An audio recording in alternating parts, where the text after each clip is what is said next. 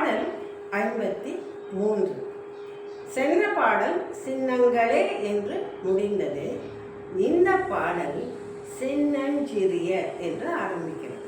இந்த பாடலின் சிறப்பு என்னவென்றால், சின்னஞ்சிறிய, பெண்ணம்பெரிய, கண்ணங்கரிய, தன்னந்தனிய என்ற சொல்லாடலை அழகாக உபயோகித்திருக்கிறார் பட்டர்.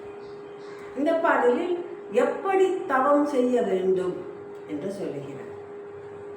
தவம் செய்யும் பொழுது முனிவர்களாகட்டும், அடியார்களாகட்டும், சாதாரண மக்களாகட்டும், யாராயிருந்தாலும் தியானத்தில் ஈடுபடும் பொழுது கண்களை மூடிக்கொண்டு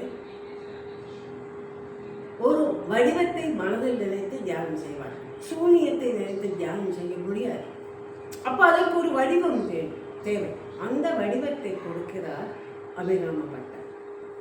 சின்னஞ்சிறிய இடையில் சிவந்த பட்டாடை உடுத்தி, பெண்ணம் பெரிய மொழியின் மீது முத்தாரம், அழகிய மார்பின் மீது முத்தாரமும், கண்ணங்கரிய கூந்தலில் சூட்டிய பிச்சிப்பூவும் இவற்றை அணிந்த அபிராமி அன்னை அவளுடைய உருவத்தை தன்னந்தனியாக சமுதாயத்தின் சந்தடியிலிருந்து நீங்கி தனியாக அமர்ந்து தியானித்தால் அதை விட பெரிய தவம் வேறு எதுவும் இருக்க முடியாது என்கிறார்.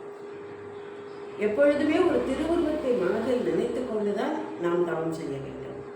அந்த திருவுருவம் அபிராமி அன்னையின் அழகிய உருவமாக இருக்கட்டும். அதை நீங்கள் செய்தால் அதைவிட சிறந்த தவம் வேறு எதுவும் இல்லை என்கிறார் அபிராம பட்டர்.